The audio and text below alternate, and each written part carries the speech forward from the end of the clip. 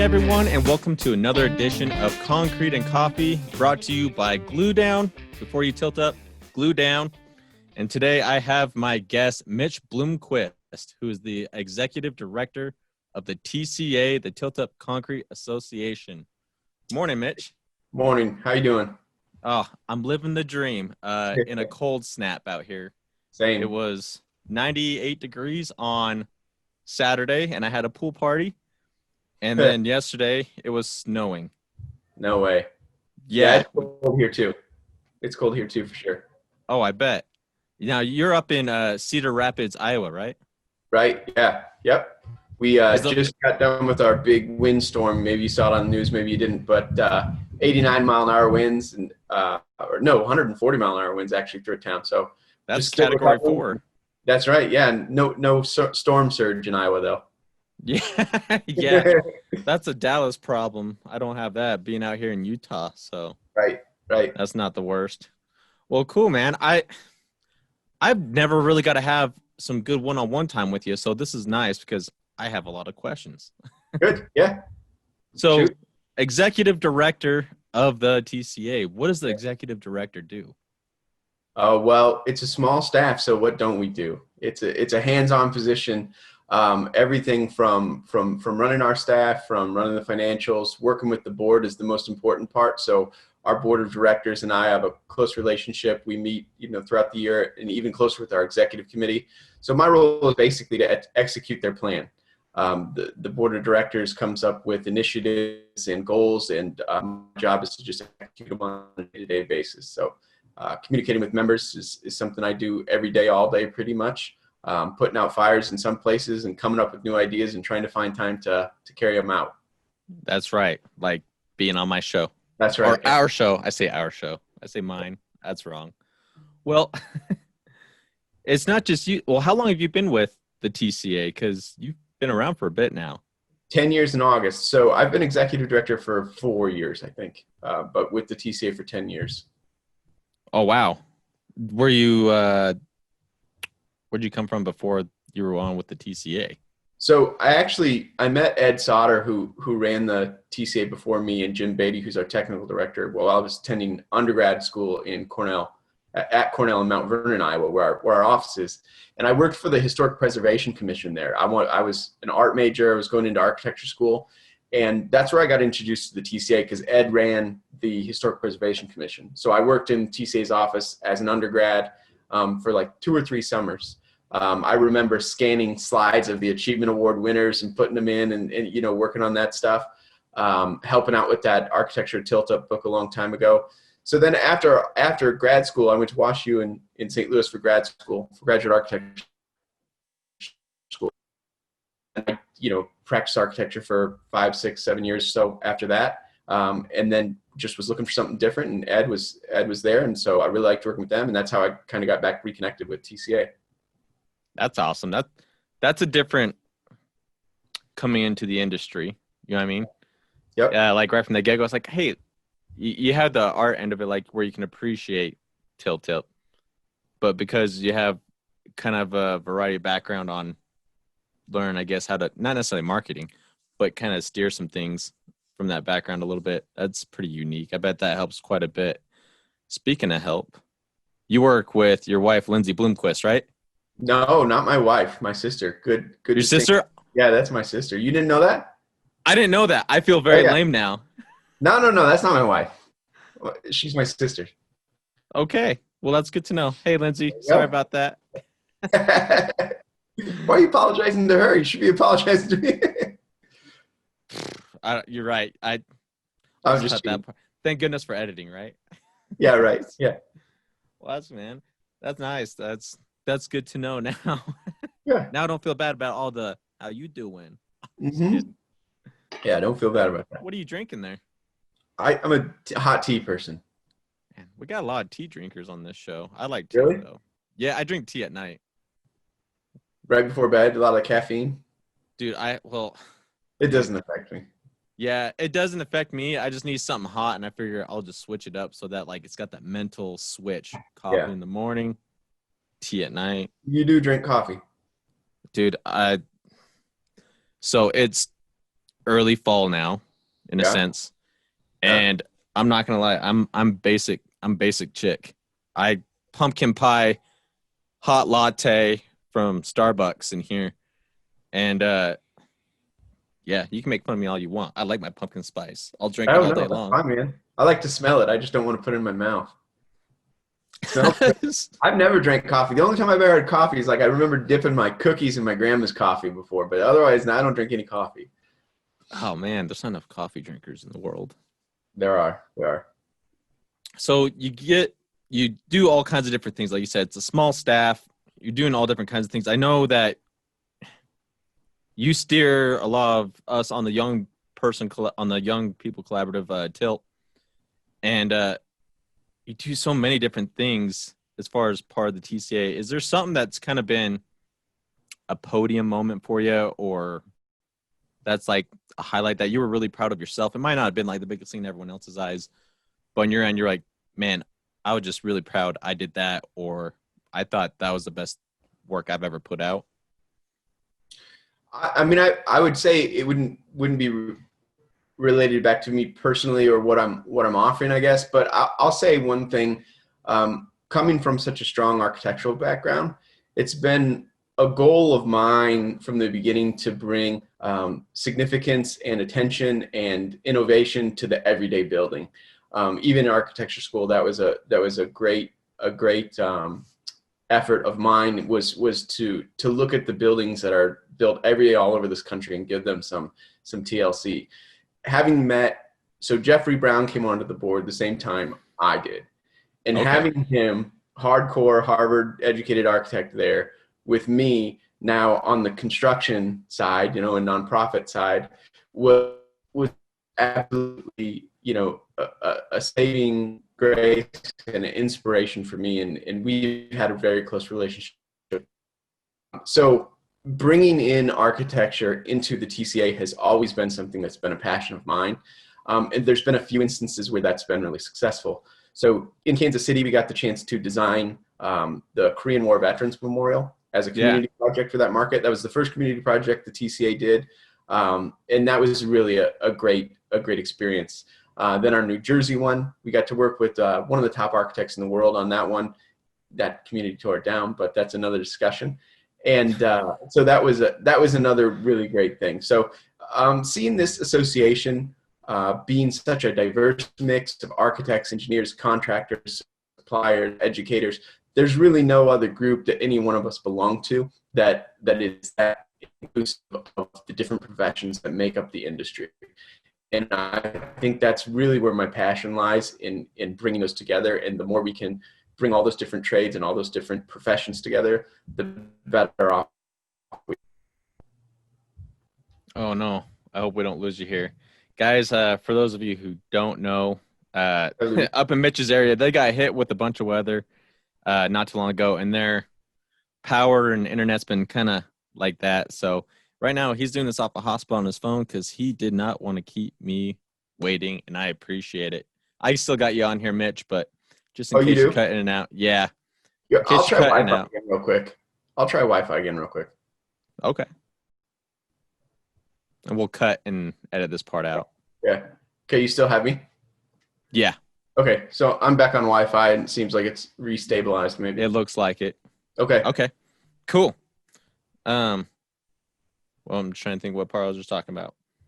Well, you asked me about my, crowning achievement or something like that. For one, I think I'm too young to have a crowning achievement. I hope that's in the future. But like I said, so I think bringing more of the design community into Tilt Up, understanding the benefits. I feel like I can talk with architects well as I am one. I think that that relationship between the design community, architects, engineers, and contractors, suppliers, that's really a powerful relationship to move this industry forward. Having all those voices together. So that's my goal. That's my focus.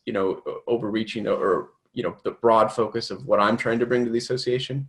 And I think it's going well. I agree with that because so going into the next thing, the Tilt Up Concrete Association convention, this will be my third one. coming up here. And the first one I went to was in Dallas. And Yeah. man, I remember I found out like kind of last moment what that was. And when I went, I was just, I wanted to wrap myself up in Tilt Up after attending that, because then I saw all the other presentations from the architects, and it's not just architect based. Obviously, there's so many manufacturers that cater to the contractor end too, and to help accomplish those architects' visions.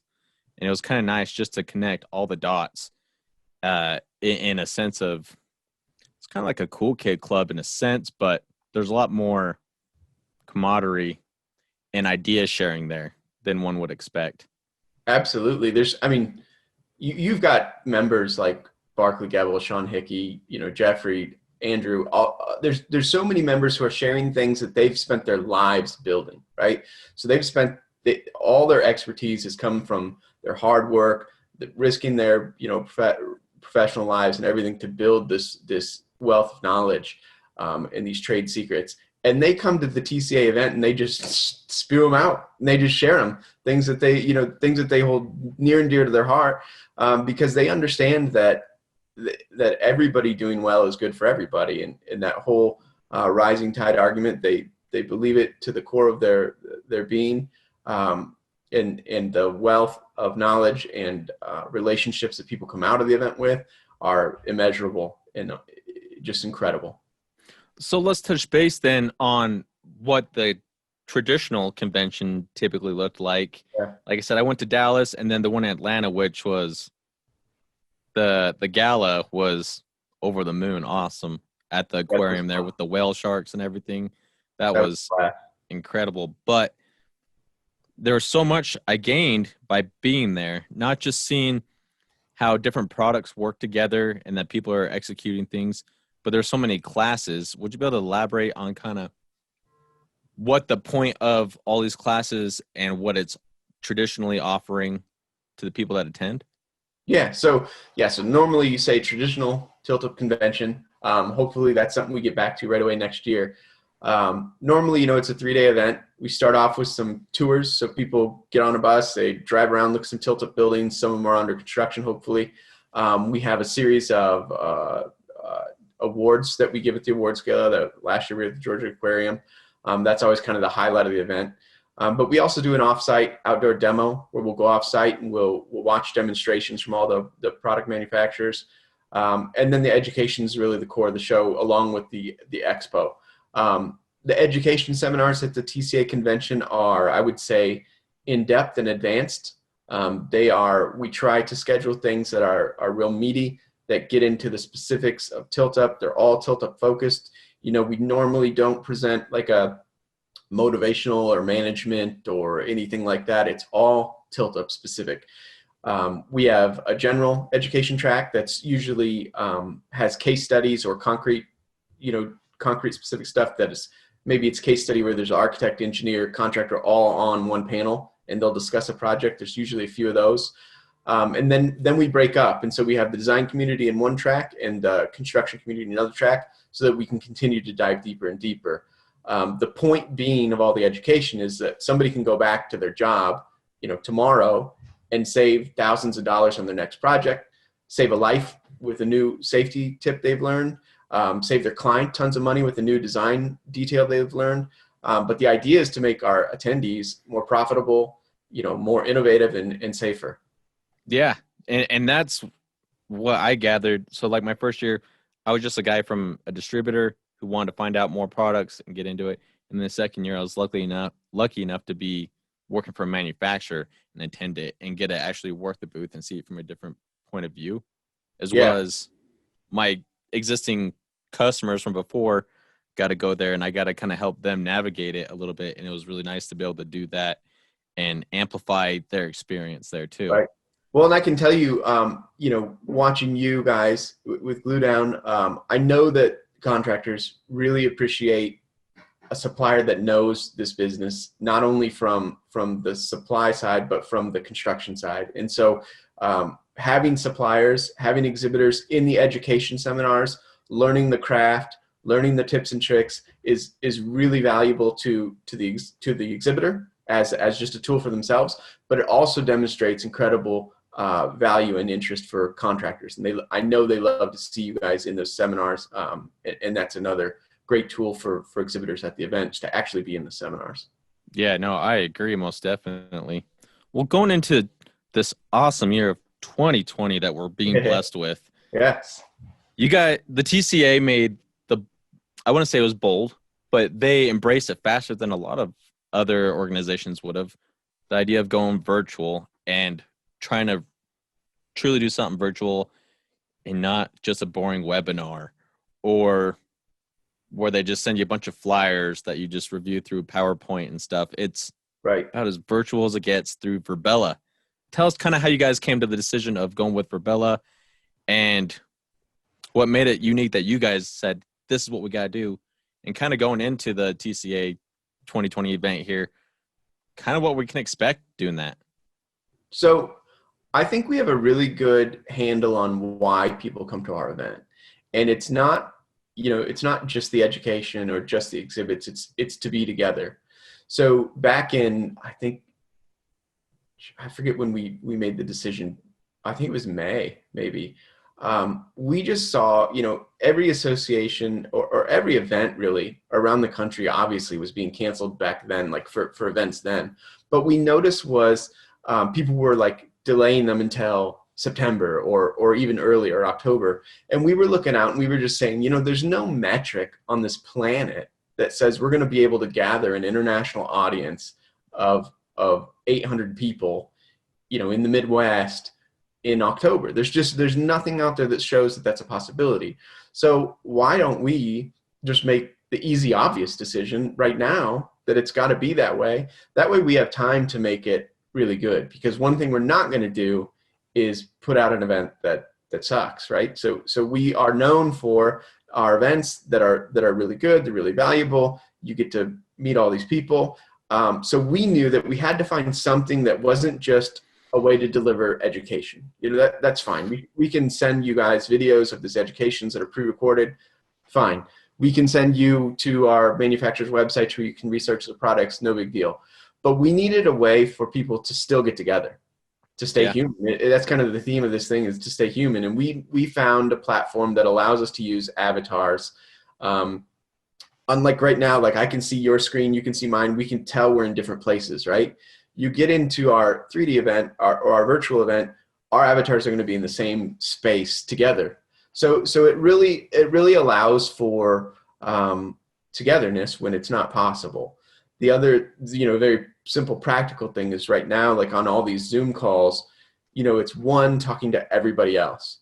Whereas when you're in this virtual world, I can say, hey, Cliff, let's go grab this table over here and have a conversation. You and I can talk alone. And then I can walk to somebody else and grab another conversation. So it keeps that ability for the kind of casual happenstance conversations that are so valuable, whether they're at the hotel lobby bar after the show or, at breakfast or lunch, whatever.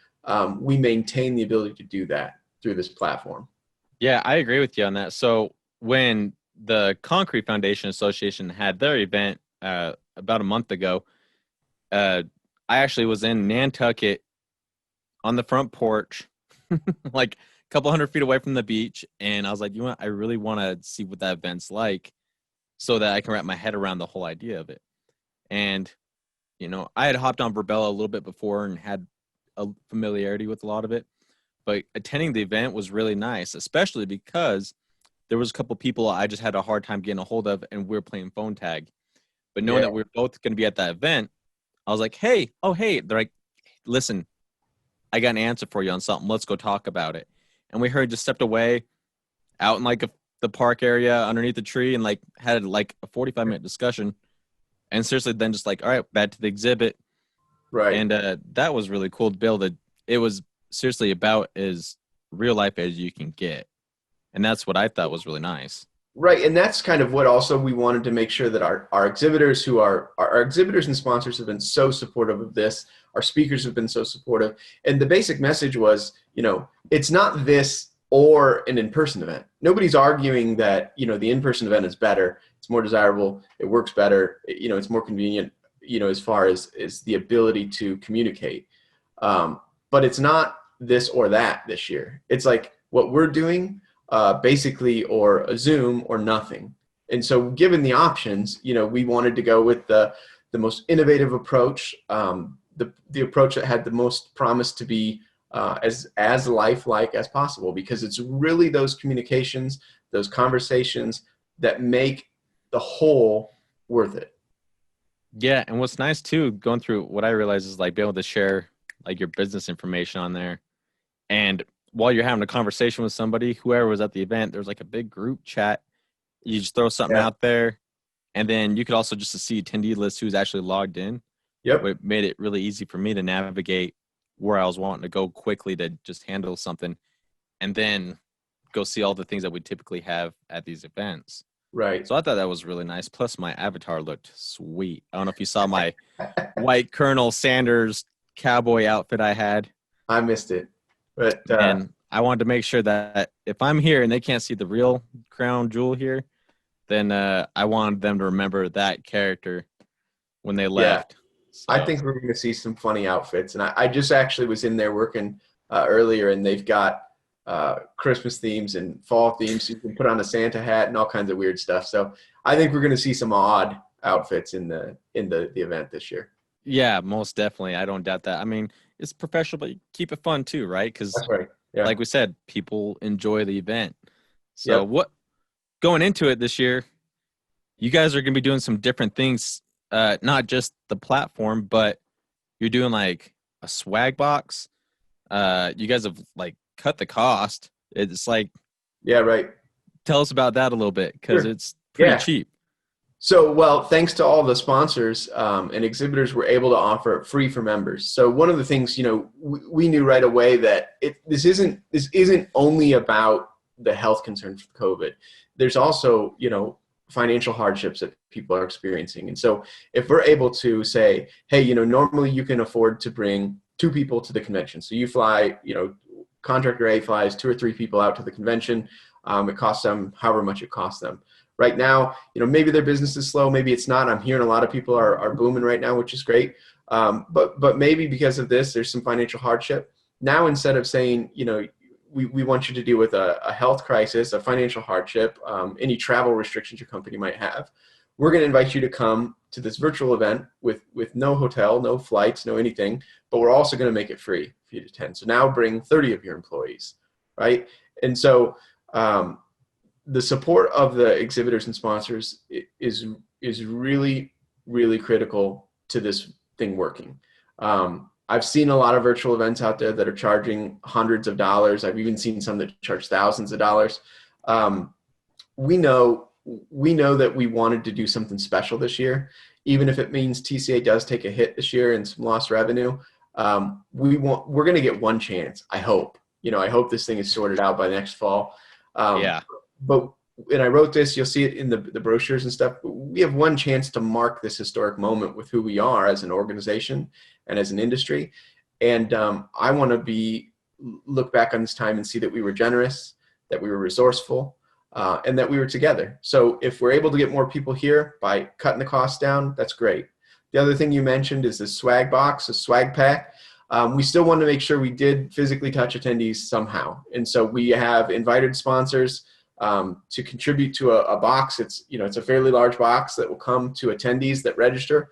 It's full of, I think there's a old-fashioned kit in there. I know there's going to be some shirts, some maybe a couple mugs. I mean, just the kind of stuff that you might get if you were at the event. We want to make sure that that's still given to them. So first 400 registrants, you're going to get this swag pack delivered. There's some pretty cool stuff in there. So I'd make sure you were one of those first 400. Oh, most definitely. Well, like you touched base on it there, like, hey, because it's such a low cost, and like I mentioned earlier, within an hour, I was able to get all my stuff set up and get familiar with the program and the campus. There's just not a great excuse to not attend, And the biggest thing I assume is that people are like, well, I'm in the office, I'm like, it's the same thing. You block out that window of time with the boss, or if you are the boss, you're blocking out that window of time. You go home and do it, or wherever you feel you need to do it to manage your time, right? And then really truly embrace it. I think that's when people get the most out of anything, right? You just Absolutely. You gotta fully embrace immerse it. yourself in it. We Because did, we did, we did schedule this out though, knowing that, you are in your office. Let's be realistic. You're not going to be able to take the whole day. Plus, nobody really wants to be on their computer the whole day. I'm going to come back to that. But, we've spread the event out a little bit. So there's room to check out the exhibits over lunch every day because there's something new going on in there every day. Visit a few seminars, go through a few seminars, have some conversations, and then you have the rest of your day to work. So you can kind of put it in the middle of the day, the end of the day, whatever, however the schedule works out for your time zone. It's not going to take your full day. You can jump in and out whenever you want. You can check out the things you're interested in, skip the things you're not. And instead of going up to your hotel room to do calls or whatever you would do otherwise, you're right at your office and you can go back to work. So like you said, it's very easy to jump in and out whenever you want. It'll be a desktop program. It'll be a program that's on your computer. You just click on it, jump in for a while, jump out when you're done. And you'll have all week to kind of do that in and out where you're interested in stuff. No, I agree. I think it's just going to be a super smooth experience. Totally different. And I was actually just looking for those of you who don't know, I was telling Mitch earlier, I can't wait till you can do this, but when you just have one of these strapped to your head and you can actually be walking around your living room or something, talking to people. You know what? I'm not a gamer, but I have a Nintendo 64. That's the newest game thing I have. That's right. But that interests me, and I think even just progressing into the future of general technology, I think I'm gonna embrace that, and I'm gonna be walking around our office, bumping into walls or whatever. Yeah, right. And virtually handshaking, and I'm gonna do all that to the max. You will have a chance to use those this year. So we do have a series of virtual job site visits. So normally we'd be putting people on a bus and driving them around town and seeing the local projects. This year we have a series of projects from around the country, really.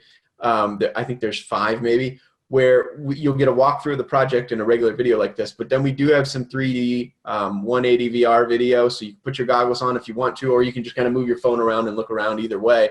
And then you can also use your VR goggles in the private campus that we've got. So don't have to, but if you're interested in that and you want to, yeah, go ahead and try it out. No, and I am super excited for that. It's going to be something different, something to remember, and it can be epic if everyone makes it that way. If you go into it with that mindset, it can be epic. You got to show up, guys, and it's cheap enough. There's not a good excuse not to. So, well, the TCA has been doing so much for the industry, and I'm glad that they've come up with this concept to kind of bring everyone to share technologies. They've been around since, is it like 87? 1986, yep. 86. That's a long stretch. And it started out like this. And then I'm sure only like the last 10 years has it gotten to the size that it is now. What do you guys see the TCA in 5 years? Or is there something that we can kind of look forward to? Something that's big and unique? Yeah, so what we notice is it tracks around the country. So, it was invented, the method was invented in Ohio. Then it really got picked up in California for the big box stuff. Yeah. But then you get pockets like Florida. So in Florida, they're using it, and this is kind of about how the industry grows is how the association grows. But in Florida, they use it for everything from 12-story dormitories, hotels to, I think 90% of the schools in Florida are tilt. Whoa. It feels like, anyways. And then you go to Texas, and they kind of perfected the 6-story office buildings, and they're doing these multi-story office buildings there. A lot of schools coming on in Texas. So as the method moves around and matures in its application, it's being used for more and more building types. And then there's more and more parts of the country using it. So that's in the US. I think globally you're seeing a similar thing where tilt-up is used more frequently in different parts of the world, but then also in places where it's already used, it's maturing to be used for additional building types. So I think we're still in the early stages of adoption, really, of this construction method, and for sure we're in the early stages when you talk about its kind of complete adoption as far as its full capabilities. At the same time, you have manufacturers that are developing technology that keep pushing it further. Concrete technology is changing to make it more sustainable even. and quicker and cheaper and stronger. So, there's really no ceiling on this thing. It's going to continue to grow and continue to spread and continue to develop and mature. Most definitely. And you're talking about the different building types. Like, shout out to our guys up in Canada doing the houses and all the other warehousing.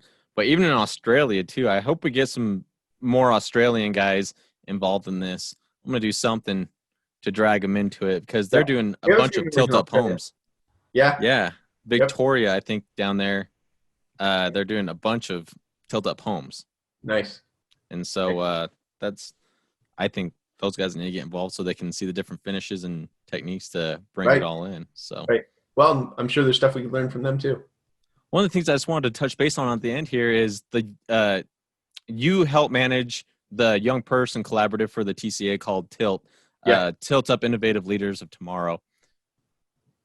Would you be able to give the world you guys had the release in the TCA magazine last year, but there's still quite a bit of people out there that don't know what it is. Yeah. And I'm actually going to try to have one of the chairmen of that be on the show as well to dive into it deep. But a lot of people might just kind of see the benefit of what that is. Right. So it started, I actually was the chair of our young professionals organization here in Cedar Rapids, Iowa for a couple of years. And I got tremendous value out of it. I had a great time, met some friends. And when this whole, you can't go anywhere without hearing like next gen in associations right now. Every association wants, young people's involvement. It's the future of our membership. It's the future of our organization and industry. But a lot of times they're just plopping the name on the existing structure they have. So they have a committee structure. They just create a committee for X, next gen people.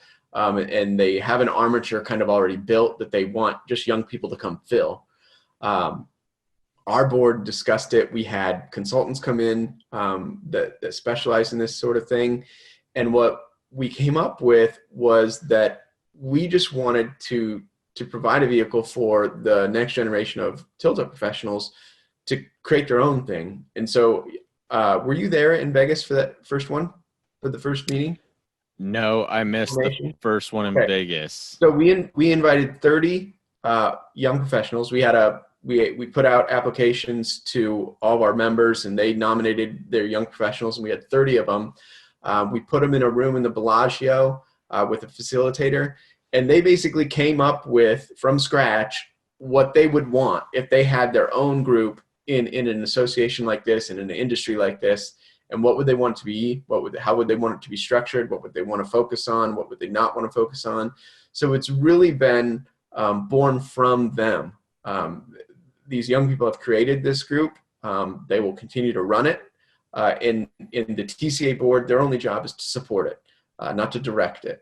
So they're going good. This whole COVID thing has thrown a little bit of a wrench in it, as far as just some people, it's just not a top priority right now. But there's still good things going on. There's a committee working on a detailed study. There's a new mentorship program being launched by one of the other pieces of this Tilt Collaborative. They have planned the Winter Jubilee in Las Vegas. Yeah, that was a good time. Annual celebration. They're involved in, their fingers are in everything that's TCA right now. And it's really nice to have the board of directors here advising me on our direction and our plans, but then also having this group that I can bounce things off of, they come up with their own projects that they want to do. The video awards was a product of Tilt this year. So that's the first year we've had video awards in the Achievement Awards program. And that'll keep growing too. So lots of cool stuff coming from there. We do have a meeting scheduled at the convention. So anybody that's interested, they can stop in and just see what's going on. Yeah. So I appreciate you elaborating on that. A lot of people don't know about it, as well as the TCA event this year in Verbella. And I wanted to have you on there. Plus, you're just a good guy to know if you're in Tilt Up. Thank you, man. So, well, I'll wrap it up, and I just want to say thank you for joining me this morning and toughing through the internet problems up there and communicating with me and the rest of the world on Tilt Up and all the awesome stuff we can do. Absolutely. Thanks for the opportunity and all you're doing for the industry.